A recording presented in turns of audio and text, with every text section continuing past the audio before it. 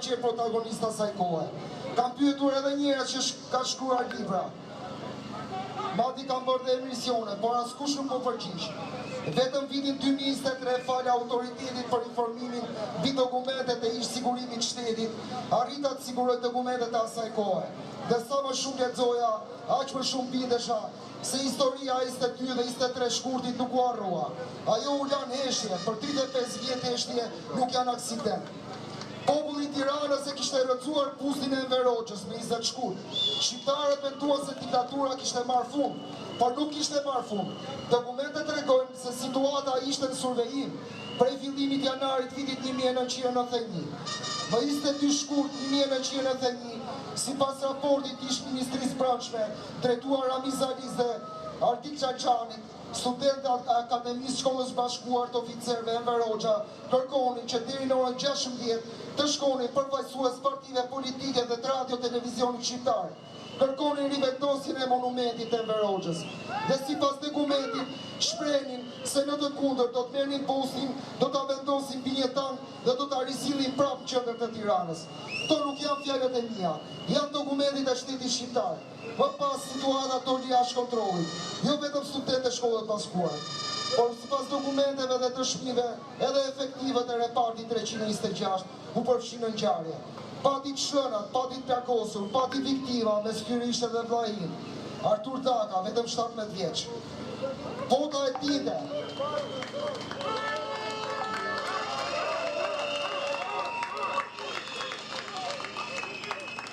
Të shpit ekzistojnë. Merita Shkurti ka shkuar për këtë ngjarje, Preç Zoga i ka shkuar për këtë ngjarje. Meriton Cega dhe Pjeti Goçe ka qenë pjesë e grupit negociator. Dasha Mirshi ka qenë aty. Sali Berisha e tërkoi grupin përfaqësues për ta shmangur për shkallëzimin e konfliktit. Pra, njerëzit që e njohin këtë histori ekzistojnë. Atëherë pse është Shqipëria?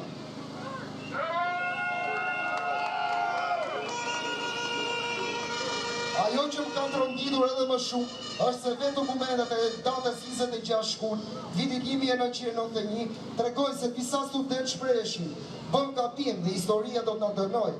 Të tjerë thoshin, veprimi i shkollave ushtarake nuk është i drejtë, është vravrasës dhe sjell përçarje në popull. Madje vetë ushtarakët ankoheshin se nuk i pranonin në përdyqane, nuk i shërbenin më posta dhe se ishte i krijuar një klim shumë e rëndë rreth shkollës ushtarake. Pra ata vetë e kishin kuptuar se çfarë kishte ndodhur. Populli kishte folur, por historia eshtur. Dhe unë kam drejt pyes, pse për 35 vite u fol më shumë për liderat se sa për viktimat? Pse u fol më shumë për tribunat se sa për tanket? Pse u fol më shumë për negociatorët se sa për Artur Dakën?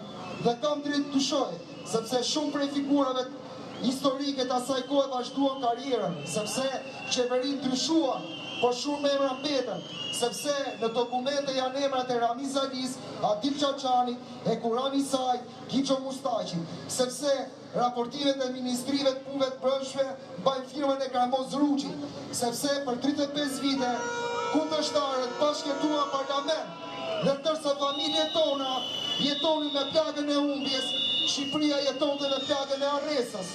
Madje vitin 2025, në kuvendin e Shqipërisë u rikthye deri edhe turpi i titujve diktatorës për Enver Hoxhën. Edhe unë sot ju pyes, si guxoni t'i kujtoni titujt e diktatorit, ndërkohë që 15 dëshmorë dhanë jetën dhe qindra u plagosën, e mira u burgosën e internuan dhe u harruan qëllimisht. Kërkoj të vërtetën se historia nuk është pronë asnjë partie dhe gjaku Artur Dakës nuk është as i majtë dhe as i djathtë. Prandaj, për 35 vite pyetja ime mbetet e njëjtë. A harroi Shqipëria 22 dhe 23 shkurtit? Apo dikush u kujdes që ta harroi historia? Rama në burg, Berisha në burg!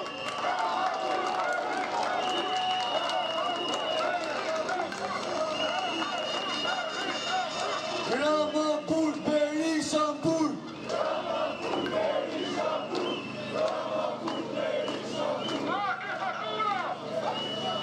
Ftoj një profesor historie të flasë, të japi dhe ai fjalën e tij.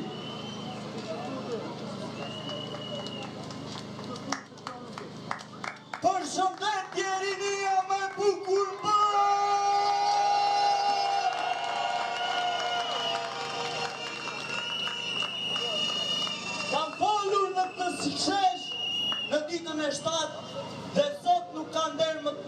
sa mbëjnë ta të rinj, tje pjesë e tyre. Prandaj kam 2 falenderime. Dua t'ju falenderoj nga thellësia e shpirtit për energji, inteligjencën e treguar në këtë moment historik që keni treguar këtu në shesh, duke qëndruar të bashkuar, pavarësisht dallimeve me njëri tjetrin dhe provokimeve nga të tjerët. Një falenderim të madh kanë për ata kolegë që sot janë midis nesh dhe u bëjnë një thirrje të gjithë kolegëve të tjerë të vrasin frikën, të vijnë këtu në shesh dhe të bëhen pjesë e historisë me nxënësit dhe studentët e tua. Kam 2 mesazhe për politikën e kalpur dhe servilat e tyre që po mundohen të krijojnë diversion në këtë protest kaq madhështore. Në të shesh ka të mëj, të djathë, të qëndrës, me parti, pa parti, ka të ri, të vjetër, nëna, babalar, fëmijë, që i bashkon vetëm një kauzë madhe, kombëtarizmi. Prandaj mos u lodhni më të gjeni organizatorët, sepse secili prej nesh është organizator këtu. I them zonjës Kos, ti mund të marrësh garanci nga kjo qeveri, nga kjo klasë politike, dhe por ka diçka që e ka harruar. Ne qytetarët e Shqipërisë kemi vendosur të agrisim kontratën 36 vjeçare me këtë klasë politike, të shtur që garancit nuk vren. Mesazhi i dytë, pavarësisht se çdo përpjekje për ta kapur të moment historik nga çdo krah politik, inteligjenca e kësaj rinie është më e madhe se sa ju mendoni. Teorisë, dorëheqje, dorëheqje, dorëheqje.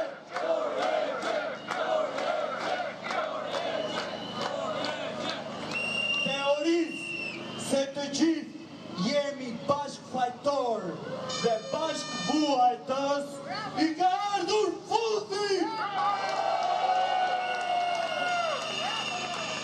Sot u duk qartë kush është bashkëfajtori. E bashkëfajtori është kjo klasë politike. E bashkëvuajtës jemi ne këtu të gjithë. Dhe ne si bashkëvuajtës kemi vendosur për t'i larguar përfundimisht të gjithë ata që për një ditë të vetme kanë pasur mundësi të vendosin për drejtimin e këtij vendi, pa përjashtim. Dhe po e mbyll me thirrjen e Erlisit vogël që më ka emocionuar jashtëmase. Shqipëria e shqiptarëve, Shqipëria e shqiptarëve, jeni linia më bukur botë.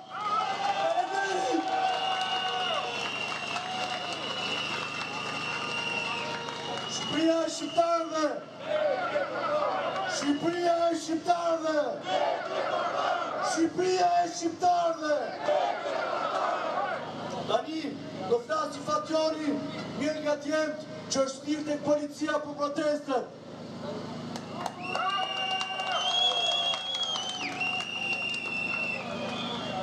Përshëndetje Shqipëri, si jeni? Po, si shtat djali, po procedohemi në gjendje të lirë për marshimin që ka ndodhur përpara 2 ditësh.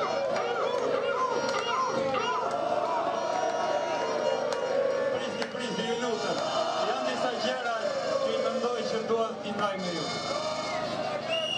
Ka shumë njerëz që thonë që ai marshim i gjatë ishte i gabuar dhe kanë gjithë drejtën e Zotit për ta thënë. Ama ka shumë sime që mund nxiren nga ai marshim. Se si qeveritarët me shpejtësi thanë që populli u mashtrua. Po, populli u mashtrua. u mashtrua nga ju, të 35 vitet e fundit.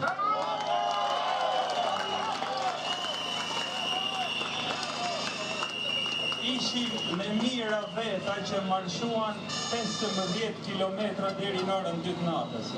A e kuptojnë do të qeveritarët e sa më tundës u ka ardhur njerëzve apo jo? Ishin me qindra makinat bllokuara në anën tjetër, edhe gjithë shoferët dhe pasagjerët kishin dalë nga makinat dhe brorisnin. Atyre ju ndërprem punën. Po pra, pa e kuptojnë do të qeveritarët e sa maj të hundës ju ka ardhur apo jo. Njerëzit kishte gjyshe atje. Nuk mund të themi që ishin militant. Kishte gjyshe, kishte vajza, kishte djem, kishte burra, që vendosen që të marshonin. Ama prap ju them, që edhe ata që janë kundër, prap kanë shumë drejt. Ka shumë njerëz që thonë që foni jo duhet hiqet. Edhe ata kanë drejtën e tyre. Ama ju them që prezenca e mediave vendase dhe ndërkombëtare duhet jetë e fortë. Edhe me heqjen e fonisë, kjo gjë do të degradohet aspekt të prezencë. Ky është mendimi im. Ka shumë njerëz që mendojnë se ndihen pa përfaqësuar, që vinë flasin edhe ndoshta nuk u bie radha për të folur. Unë sugjeroj një mënyrë shumë të lehtë. Mundet fare mirë që studentët me një kuti të madhe të kalojnë një nga këto ditë të gjithë ju, edhe të mbledhin letrat me shkrim dore me mendimin tuaj, se si doni ju që kjo protestë zhvillohet. Edhe jeni, si dikur në themishin, në garanci të studentëve, që të bëjnë një numërim të drejtë. Edhe unë për vete ju besoj plotësisht. Plotësisht. Neve i kemi treguar të gjithë botës se si ne dim protestojnë. Çuditet bota se 100.000 njerëz lëvizin bashkë dhe askush nuk shqetëson asnjëri tjetër. Ne mund të tregojmë prapë të gjithë botës se si ne votojmë edhe se si ne i numërojmë votimet, edhe jo si bëjnë ta hajduta, këto 100 vitet e fundit. Një gjë ky popull e di shumë mirë. Nga populli që dje nuk njeh të shpresën, sot ka lindur populli që sot nuk njeh më frikën.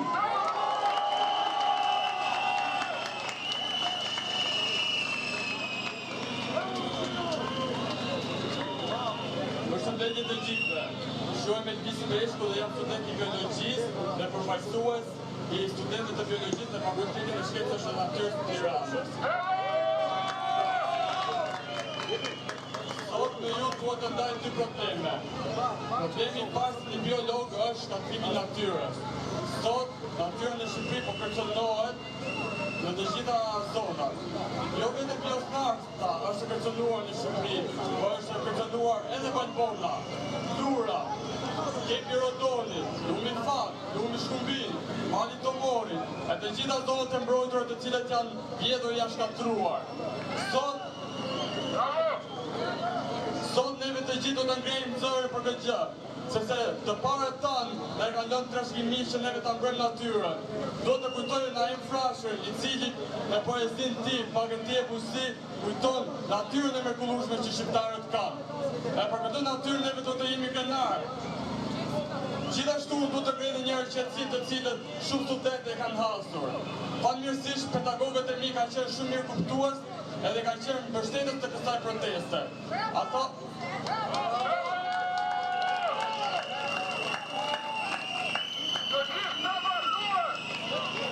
Ata i kanë takuar këtu, ata janë këtu mes nesh, dhe ngrinë zërin jo vetëm për natyrën, por për të gjithë padrejtësitë që bëhen.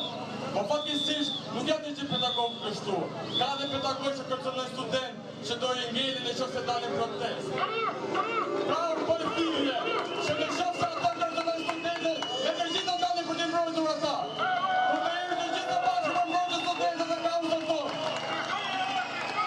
Shqipëria e shqiptarëve deri te aftrave.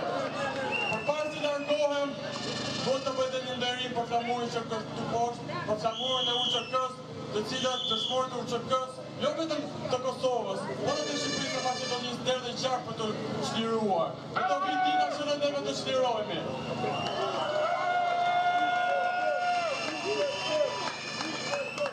U UÇK, UÇK, UÇK.